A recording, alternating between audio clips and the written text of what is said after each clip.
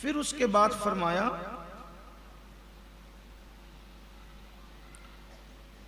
کہ وہ پالتا ہے، کھلاتا ہے، پلاتا ہے، تو اب تم آوارہ مت ہو جاؤ۔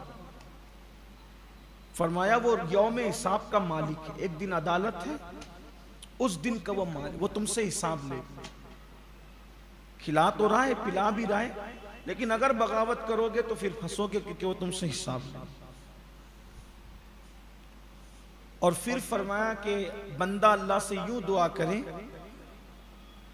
کہ ہم تیری ہی عبادت کرتے ہیں اور تجھی سے مدد، اللہ کے سوا کسی کی عبادت جائز نہیں۔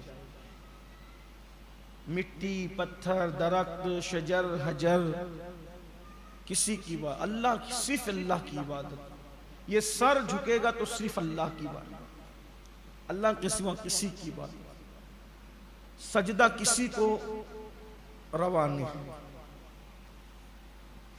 اور تجھی سے مدد مانگ، مدد بھی اللہ ہی سے مانگی، اللہ سے مدد طلب۔ پھر ایک سوال پیدا ہو جاتا ہے، وسوسہ آتا ہے کہ بھئی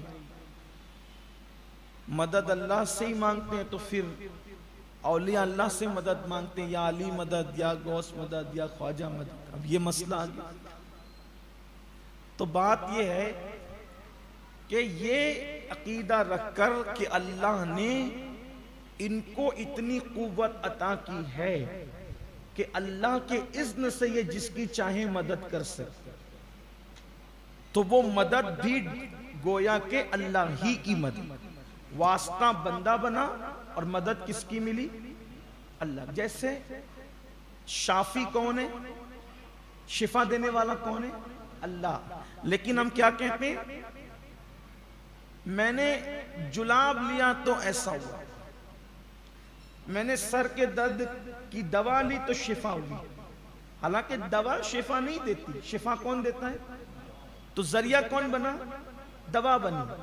تو جیسے شفا کے لیے دوا ذریعہ بنتی ہے، ویسے ہی مدد کے لیے اہل اللہ ذریعہ بنتی ہے۔ تو یعنی اللہ والوں سے مدد مانگنا شرک نہیں۔ اب لوگ یہاں پر ایک بات کرتے ہیں کہ جب تک زندہ تھے مدد کر سکتے، اب قبروں میں چلے گئے تو مدد نہیں کر سکتے۔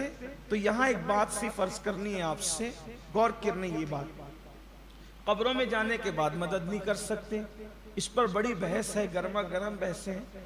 تو ایک بات میں آپ سے عرض کرتا ہوں، جس اللہ نے زندوں کو طاقت دی مدد کرنے کی تو وہ زندے مدد کرتے ہیں، اور اللہ نے جن قبر والوں کو اتنی طاقت دے دی مدد کرنے کی تو جب تک زندہ تھے جسمانی طور پر مدد کرتے تھے، اب جب قبروں میں چلے گئے تو اللہ ہی نے یہ طاقت عطا کی کہ وہ روحانی طور پر مدد کرتے ہیں، وہ روحانیت کی مدد ہے۔